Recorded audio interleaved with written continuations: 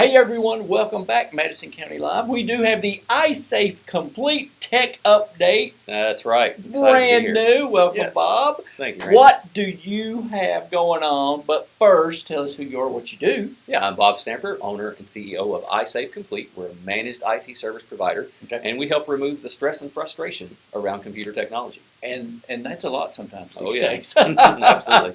So call Bob, iSafeComplete.com.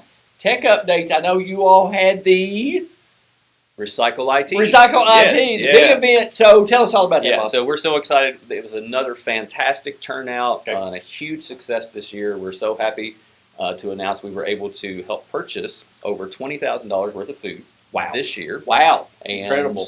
That brings our total since 2019 to over $200,000. I think it's $211,000 worth. But you were wanting over the $200,000. That was our goal. We met the goal. Wow, that's surpassed it. Now that's through this program and direct contributions, and we're just so thankful. It's really become a community event. Yeah, it has. It really has. We're just honored to be a part of it. $20,000 worth of food. That's fantastic. Yeah. So we want to thank the Richmond Chamber, the Berea Chamber, Commerce Lexington, Madison County Schools, Kentucky Steel Center, People Plus, and the iSafe team.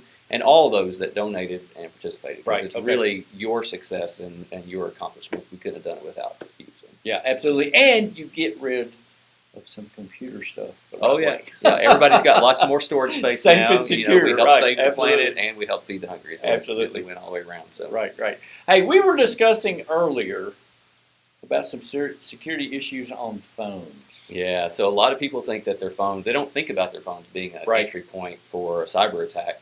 But really, especially if you use your phone, it's kind of a personal device, but you check your business email and you do things. It's a computer. It really is. Sometimes you use it to call people. Yeah, exactly. Sometimes, So, but it really can.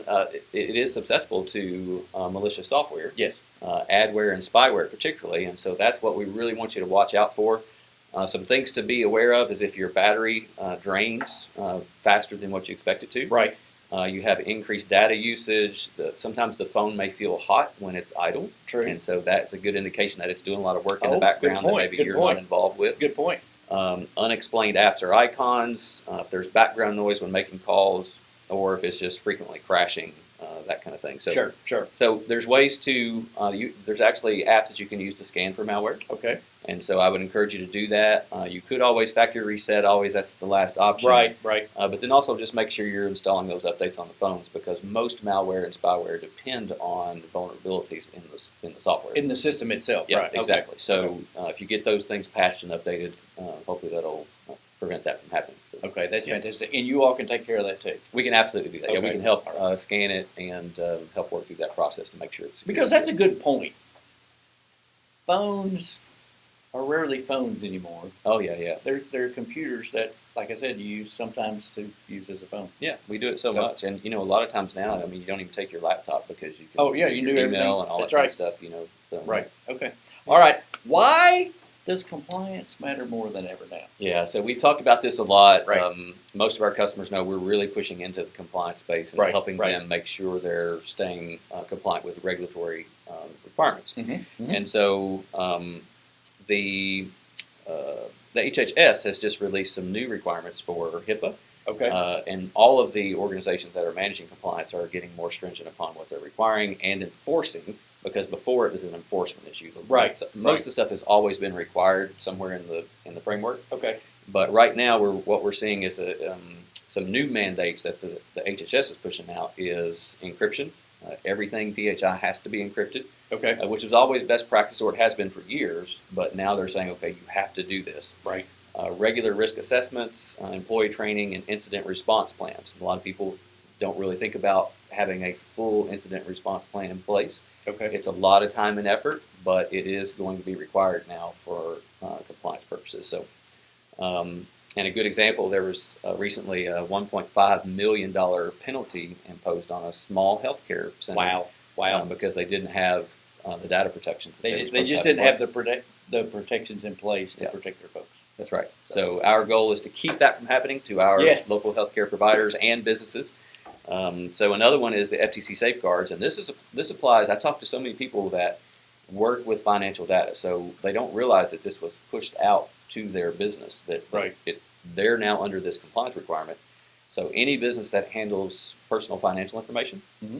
which all of a sudden that includes all your accountants, your CPAs, that makes sense. Okay, Oh yeah, that makes total sense. Right. But car dealerships, That's right. because they do financing. Anybody does Jewelry financing. stores, any organization that offers financing, particularly especially in a house, but even Right. if you're doing it, through a third Sure. party, Oh, absolutely. Right. they have to do that, and they're required now to develop a written information security plan, Oh, okay.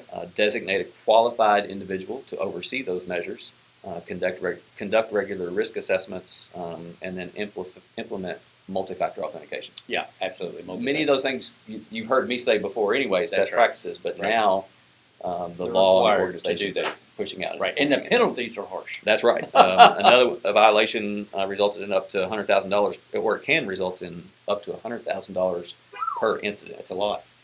Yes, especially for a small It's a business, lot. it's scary. Right? Oh yeah, absolutely. Wow. Yeah.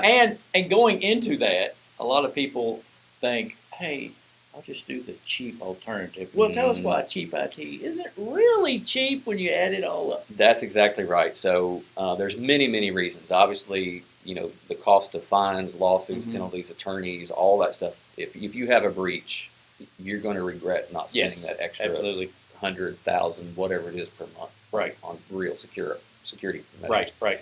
But one of the big things that we talk to a lot of our customers about is the cyber insurance, because that's an expensive item. Oh, if yeah. you have real Oh. cyber insurance, Absolutely. you're spending thousands of dollars per year on this policy. Right. And 60% of those claims for cyber insurance incidents, or claims for cyber incidents, they go unpaid or underpaid, because when they filled out the application, they said they're doing all these things that they're not doing. And they're not doing them. Or they thought they were, or they can't prove that they did it. And Right. so all those things, when it comes right down to it, you got to be able to prove that you're doing those things that's required for the insurance that you're paying for. That's exactly right. Right. So, Okay. So you want to make sure that you are, and we'll review your cyber insurance policy for free. Well, that's what I was just getting ready to ask you. Exactly. So Right. for our customers and any businesses in our area that's interested in that, Totally we'll be happy free. to- Yeah. Okay. So we'll help you make sure that you have those protections in place. Okay. Yeah. Okay. And you can do the plans, you can do all that, and provide the proof, and it's a one-stop shop. Basically. Oh yeah, absolutely. Okay. Yeah, but you don't have to. I mean, we'll review, Sure. Oh, review yeah, it for free. And if you have another IT company or an in-house IT person that you want You'll help to them deal as with, well? yeah, sure. Okay. All Yeah. right. Fantastic. Now, backups versus business continuity. Yeah. So What is that? What's the difference? It used to be a struggle to get people to back their data up. Yes. So now most people have got that in place. They have some level of backup, either on-site, off-site, or both. We recommend both, of course. Right. But one of the things that reminds us of terrible tragedy of what's going on in Texas. Oh, right now. absolutely, yeah. I Terrible. hate to hear that, but Right. we know that there are businesses that have been affected. Yes. And if it's not just about having a data backup now, but also about business continuity. Right. So hopefully, those businesses, if their location was destroyed, they have Right. an offsite Mhm. backup and they can Right. get their data back. But how long is it going to be before they can restore operations Yeah. again? Because business goes on. Yeah, And exactly. You have to, like continuity of services. Yeah, exactly. Okay. So we look at ways, and we encourage our customers to look at ways to reduce the downtime in the event of a major catastrophe. Right. If you have a ransomware event and the whole network is shut down, heaven forbid a flood or a tornado, Right. or Natural a hurricane, disasters. Yeah. Right. fire, Absolutely. any of those things. Well, larger organizations will actually have other locations that are cold, hot, or warm sites that Right. are ready, basically for their entire team to go over there and start working. Right. Most of the time, that's not feasible for smaller businesses. Sure. But Sure. there are other ways that we can do that. We have a backup disaster recovery system Oh, okay. that we can actually, when we back up a computer, it can be spun up in the cloud. Oh, So nice. then you can nice. access that from another device and Through work the cloud. Very nice. potentially Very at home, nice. just like Okay. you were working at the office. Okay, very in the nice. event of emergency. So those are things to take into consideration, and be thinking about business continuity instead of just backup. Right. Absolutely. To keep it going. I mean, it has to keep rolling. Yeah, So exactly. that's Even if very there's important. a flood. Or Right. Absolutely. Absolutely. Yeah. Or natural disaster, or these burst storms, or Mhm. God forbid, a lightning strike into your business. Oh, yeah. I Yeah. mean, Could be anything huge, yeah. can happen just like that. That's right. All right. iSafeComplete.com. Yeah. Bob and his team are the complete answer for all of that. And tell us real quick about your free cybersecurity Great assessment. Oh yeah, so we offer a free cybersecurity assessment. It's valued at over $2,500. That's right. It's absolutely free to anybody that's interested in that. You can go to our website and sign up. Call us. We'll get you on the schedule. Whatever we need to do, and some great information. It's really just an outside perspective on what your security posture is, making sure that the protections that you have in place are actually working. And so we'll do that assessment and then provide a findings meeting for you, all the findings that we have. And again, there's no obligation to purchase anything from us, no pushy sales tactics. You can use your in-house team or another provider if you'd like to fix the problem. It's always good to get out of the box. Yes. And get a different perspective. Yes. You discover a lot more things looking from the outside because you're used to those four walls. That's absolutely, and there's also some conflict of interest as well. Oh, like sure, if you absolutely. have your IT team do an assessment. Oh, absolutely. That doesn't make sense because so we don't even do our own. So we actually outsource the evaluation of the data to a third party who then actually does the assessment and tells us what our gaps would be. So. Good practice, folks. Visit them online, iSafeComplete.com. Bob, thanks for coming in. Thanks for having me, Randy. All right, folks. Thanks for watching.